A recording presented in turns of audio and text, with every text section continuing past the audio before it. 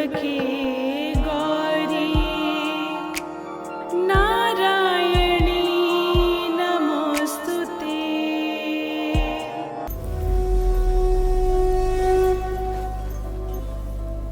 नवरात्रि की पंचमी पर माता के 5वें स्वरूप स्कंद माता की कृपा बरसे। पिछले एपिसोड्स में आप सभी ने माता की शैलपुत्री, ब्रह्मचारिणी, चंद्रघंटा और कूष्मांडा स्वरूपों के बारे में जाना। आज हम सभी जानेंगे माता के 5वें स्वरूप स्कंद के बारे में। हमारे साथ हैं राघवेश जी, जो हमें माता के इस स्वरूप का वर्णन करके बताएंगे। जय जय जगदम्बे। माता की स्तुति है इस स्वरूप की। महाबले महोत्साहे, महाबले महोत्साहे, महाभय विनाशिनी, महाभय विनाशिनी, त्राहि मां स्कंदमाते, त्राहि मां स्कंद माते, शत्रूणां भयवर्धनीं, शत्रूणां भयवर्धिनीं। जय हो माता की। स्कंद माता स्वरूप में माता का वर्ण शुभ्र होता है, कमल पर विराज करती हैं। नीचे का बायां हाथ अभय प्रदान करने की मुद्रा में होता है। नीचे के दाहिने हाथ में गोद में बैठे अपने ज्येष्ठ बाल पुत्र षडानन कार्तिक को पकड़े होती हैं। ऊपर के दोनों हाथों में कमल का पुष्प होता है। सिंह माता का वाहन है। माता का स्वरूप, माता का ये स्वरूप सर्व मंगल प्रदान करने वाला होता है।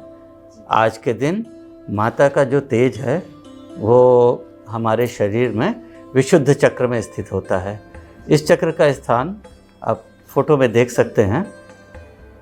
इस चक्र की ऊर्जा आत्मा अभिव्यक्ति एवं आध्यात्मिक सुरक्षा की भावना को नियंत्रित करती है।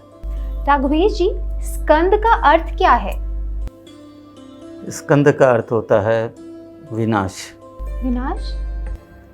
महर्षि व्यास द्वारा रचित स्कंद पुराण में भगवान शिव एवं माता पार्वती के प्रथम पुत्र कार्तिकेय के 108 नामों का वर्णन है। इनमें एक नाम स्कंद भी है। कार्तिकेय तो भगवान हुए, तो क्या भगवान लोग विनाश भी करते हैं? अवश्य करते हैं। जब जब दुष्ट शक्तियों का प्रादुर्भाव होता है, उनका विनाश किसी न किसी देवता को करना ही पड़ता है। देवताओं द्वारा किया गया विनाश सज्जनों को दुष्टों से बचाने के लिए होता है। तब तो हमारे दर्शक गण अवश्य स्कंद माता और स्कंद के बारे में कुछ विस्तार पूर्वक जानना चाहेंगे। जिन दर्शकों को माता के शैलपुत्री एवं ब्रह्मचारिणी रूपों का स्मरण न हो, उनको संक्षिप्त में एक बार पुनः बता देता हूँ। भगवान शिव की पत्नी सती अपने पिता द्वारा आयोजित यज्ञ में स्वयं के एवं महादेव के हुए अपमान को सह नहीं पाती और यज्ञ कुंड में, यज्ञ की अग्नि में खुद को समर्पित करके प्राणाहुति दे देती हैं। जब ये बात महादेव को पता चलती है तो वो क्रुद्ध होकर यज्ञ का ध्वंस कर देते हैं और सती के झुलसे हुए शरीर को अपने कंधे पर लादकर क्रोध से भरे हुंकार भरते हुए विचरण करने लगते हैं। जहाँ जहाँ माता के झुलसे हुए अंग गिरते हैं वो स्थान शक्तिपीठ हो जाता है। आज भी शक्तिपीठ हैं, 52 शक्तिपीठ हमारे देश में हैं, जिनका वर्णन पुराणों में भी है। अब क्या होता है कि देवताओं के निवेदन पर महादेव, सिर्फ देवता ही नहीं, अनेकों अनेक ऋषिगण जो शिव को प्रिय थे, क्योंकि शिव जब क्रोधित हो तो हर कोई उनके सम्मुख जाने की हिम्मत नहीं कर सकता, तो जो लोग उनको प्रिय थे वो हिम्मत जुटा के गए उनके पास कि प्रभु अब क्रोध शांत कर लीजिए। महादेव धीरे धीरे क्रोध तो शांत किए, लेकिन फिर उनके मन में एक वितृष्णा सी भर गई थी, वो सबको छोड़ छाड़ कर समाधि में चले गए।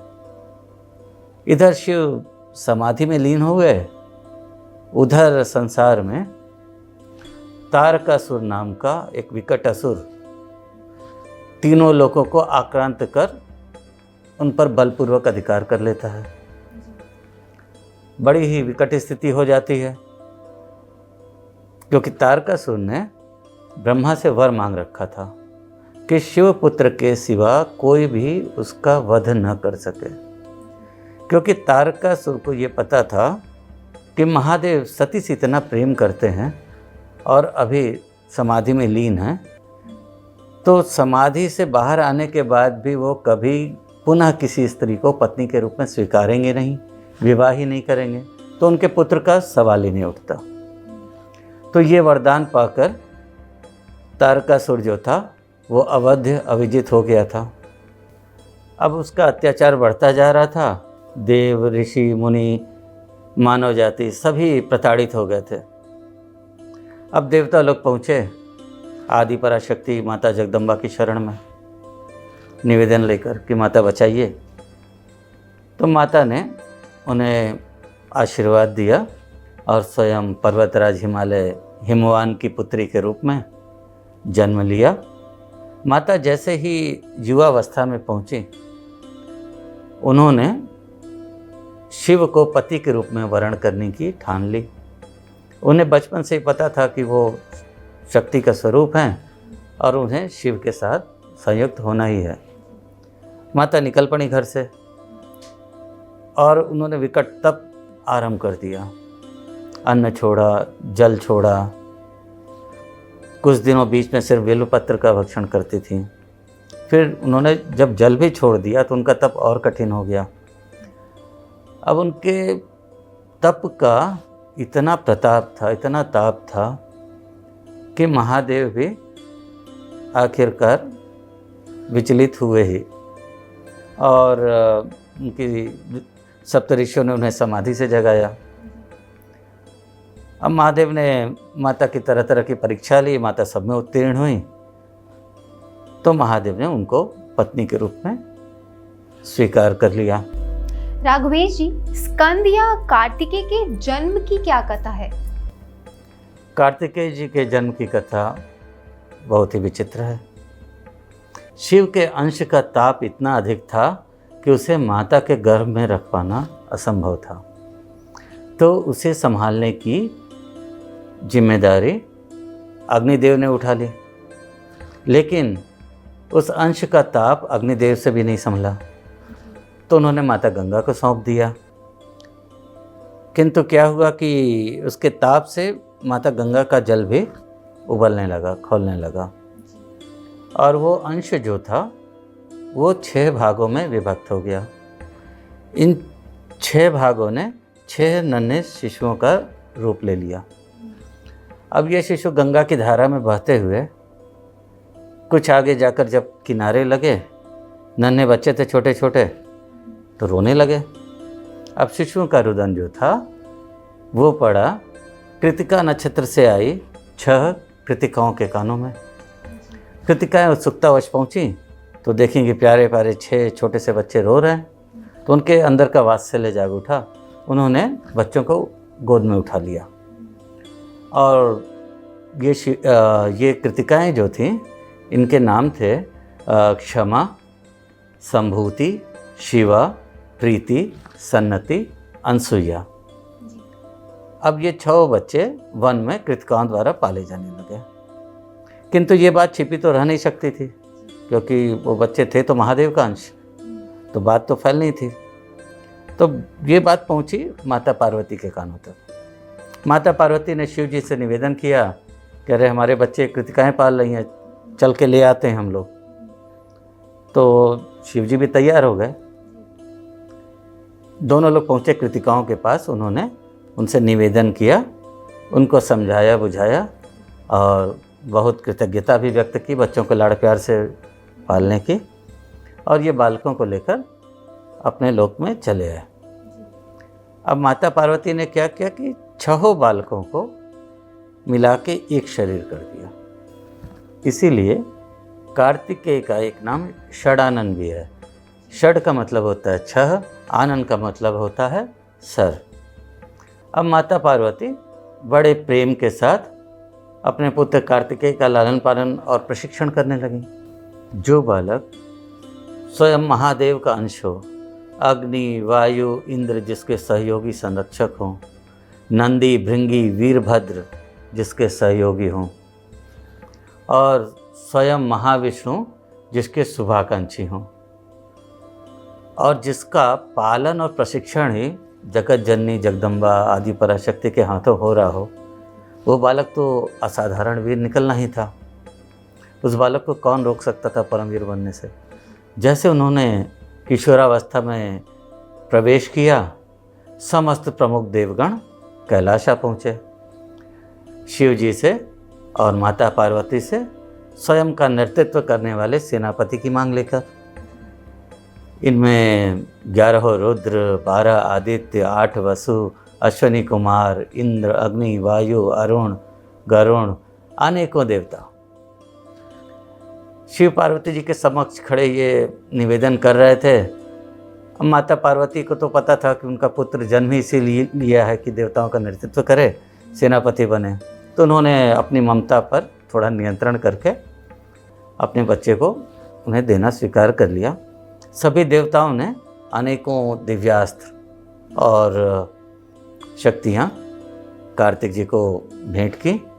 स्वयं महादेव ने उन्हें बहुत से अस्त्र शस्त्र दिए, माता जगदम्बा ने अपने अस्त्र शस्त्र दिए, और कार्तिक अब देव सेनापति के रूप में पूरा सुसज्जित होकर नेतृत्व के लिए तैयार थे।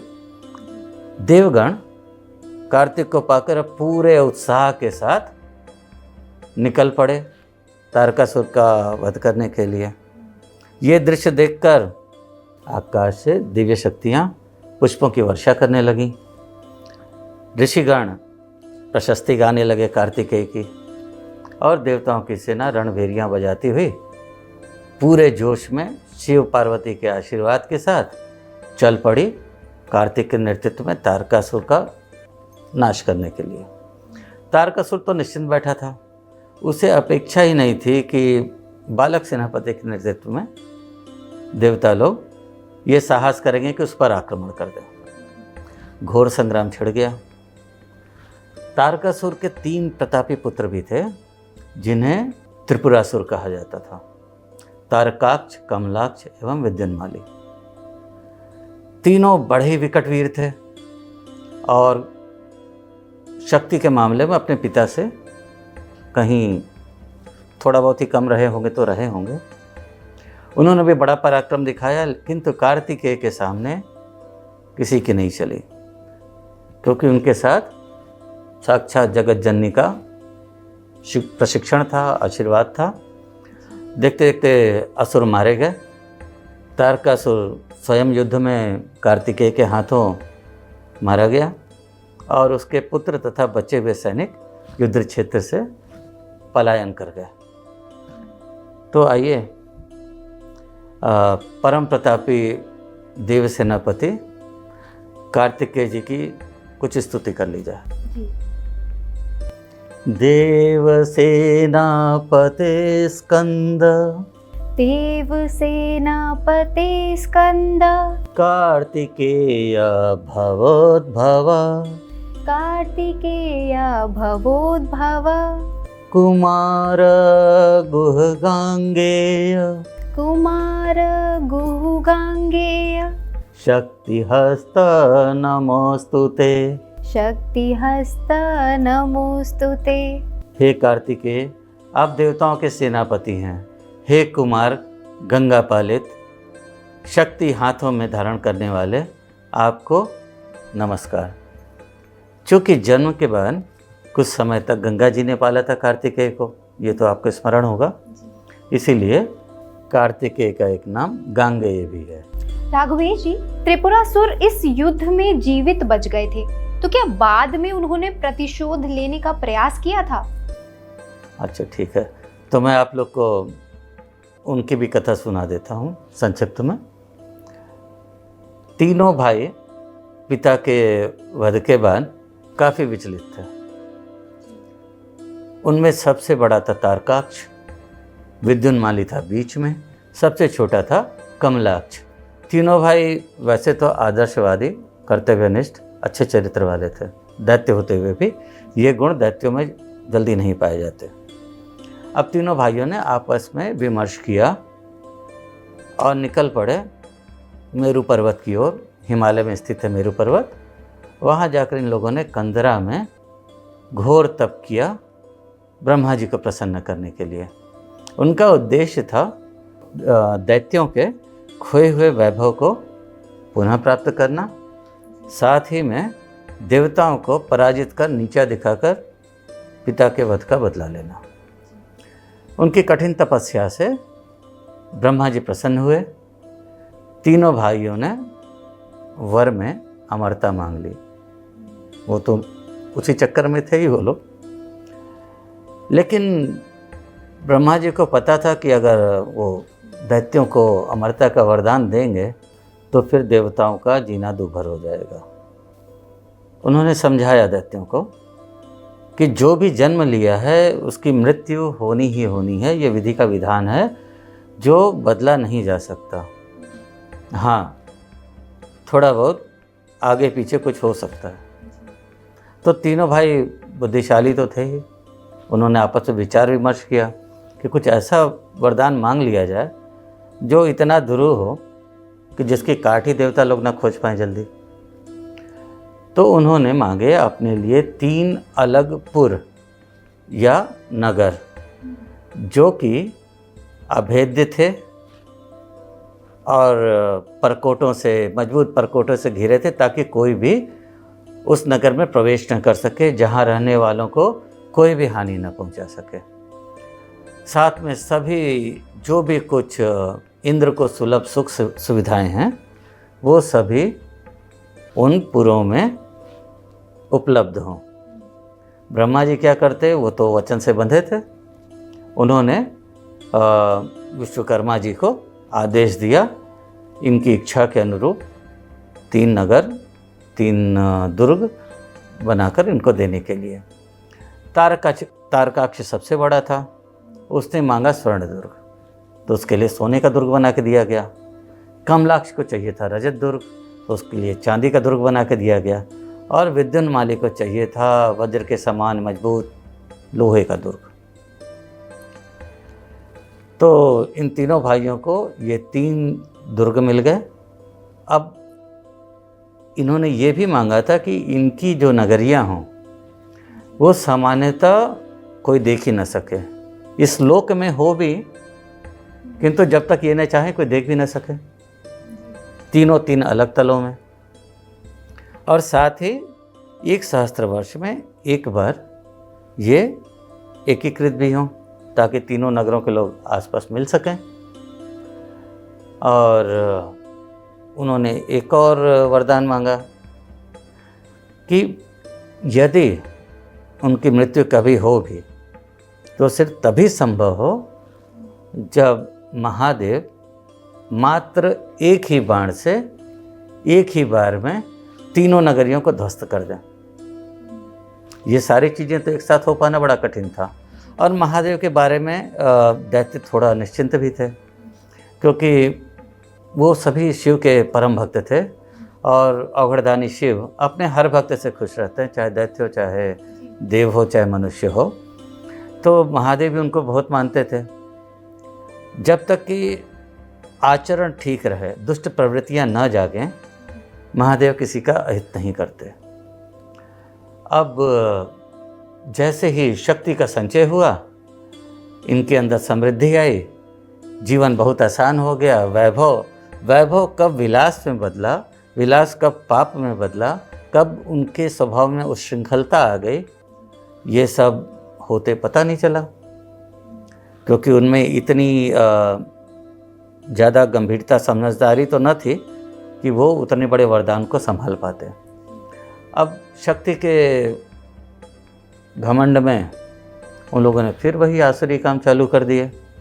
ऋषियों को यज्ञ करने से रोकने लगे, देवताओं को प्रताड़ित करने लगे।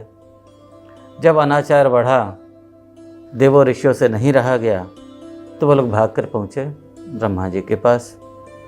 उन्होंने बोला, हे परम पिता, आप इनको क्यों ऐसे वरदान दे देते हैं बार बार कि ये राक्षस इतने बली हो जाते हैं कि हमारा जीना दुष्कर हो जाता है। ब्रह्मा जी ने उनको बोला कि विष्णु जी से मिल लो, लेकिन विष्णु जी के पास भी सही समाधान नहीं था, क्योंकि वो लोग तो वर मांग चुके थे कि अगर उनकी मृत्यु कभी हो भी तो शिव जी के हाथ हो। अब ये लोग पहुँचे शिव जी के पास, साथ में ब्रह्मा जी भी गए, विष्णु जी ने भी साथ दिया उनका। लेकिन महादेव दुविधा में थे। उन्होंने बोला कि ये भले असुर हैं, अनाचारी हैं, लेकिन मेरे तो परम भक्त हैं, मैं इनका वध कैसे कर सकता हूँ। तो ब्रह्मा जी, विष्णु जी, सभी देवताओं ने महादेव से निवेदन किया, उनको बहुत समझाया, दुहाई दी, लोगों की पीड़ा की, असुरों का अत्याचार विस्तृत वर्णन किया। तब महादेव तैयार हुए कि ठीक है, अगर ऐसा है तो फिर ये तो यही सही, इनका वध कर ही देता हूँ। तो महादेव ने सही तिथि में, जब तीनों इनके दुर्ग एकीकृत होते थे जिस तिथि में, उस समय महादेव एक विशिष्ट रथ पर सवार होकर वहाँ पहुँचे और उन्होंने पाशुपास्त्र चलाकर अभिजीत मुहूर्त में तीनों लोकों को, उनके तीनों लोकों को, तीनों दुर्गों नगरों को एक ही बाण से ध्वस्त कर दिया। पूरी दैत्य नगरी जो थी वो जलकर भस्मीभूत हो गई, सभी मारे गए। केवल मैदानों थोड़ा सा शिव का कृपा पात्र था, वो किसी प्रकार शिव की स्तुति करके बच निकला। इन तीन पुरों के स्वामी त्रिपुरासुरों का वध करने के कारण ही शिव जी को त्रिपुरारी या त्रिपुरांतक भी कहा जाता है। ओह, तब तो तारकासुर के वंश का ही नाश हो गया। अब हम पुनः आ जाते हैं तारकासुर पर। तारकासुर का वध करने वाले परम प्रतापी देव सेनापति स्कंद की माता, स्कंद माता के बारे में बात करने के लिए, जो आज की देवी हैं। माता जगदम्बा का स्कंद माता स्वरूप सौम्य, शांत, वात्सल्यमय है। इनकी भक्ति भाव से पूजा करने वाले व्यक्ति को सुरक्षा, स्वास्थ्य, धीरता, वीरता, सभी चीज़ों की प्राप्ति होती है।